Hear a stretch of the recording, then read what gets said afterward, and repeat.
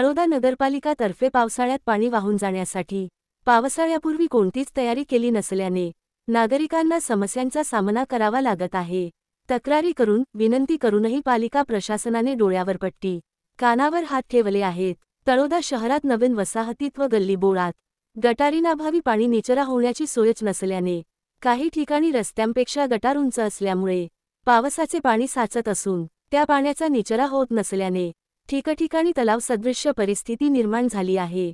जाण्या येण्याच्या रस्त्यावर मोठा तलाव साचत असल्याने तेथील रहिवाशांना व येणाऱ्या जाणाऱ्या नागरिकांचा रस्ताच बंद होतो, तर हे पाणी साचलेल्या भागात कुठे खड्डा आहे लक्षातच येत नसल्याने अपघाताचे प्रमाण वाढले असून कल्पेश मनोहर सूर्यवंशी हा आपल्या आईसोबत मुलाला शाळेत सोडायला जात असताना रस्त्यातील खड्ड्यात तिघे पडले। सुदैवाने इजा अथवा दुखापतीपासून बचावले।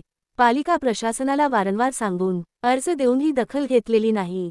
स्मारक चौक ते हॉटेल सत्यमपर्यंत नवीन रस्ता तयार करण्यात आला आहे, त्यामुळे शेजारील गल्लीपेक्षा रस्ता उंच झाल्याने पावसाचे पाणी गल्लीत अडकून राहते।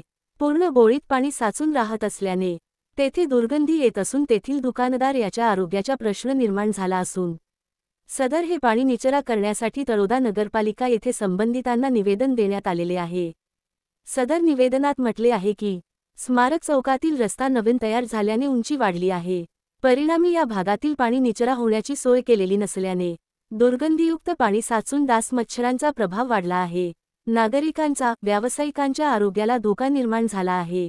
तात्पुरते स्वरूपात हे पाणी निघण्यासाठी नाली खोदून पाणी काढण्याची निवेदनाद्वारे मागणी करण्यात आली आहे। सदर निवेदनावर भूषण पटेल, भैया मधुकर चित्ते, निलेश ठाकरे, गणेश ठाकरे, गणेश अशोक पाटील, राहुल मधुकर चित्ते, अविनाश जयसिंग वळवी, सुफिया खान शेख, हाफिज टेलर, गुड्डू पठाण, एजाजुद्दीन फकरुद्दीन शेख, जितू पुंडलिक तिजवीज, रयान पिंजारी, फारुख पिंजारी, दीपक बन्सीला लहिरे, भूषण राजेश पाटील आदी त्या भागातील दुकानदारांच्या निवेदनावर सह्या आहेत।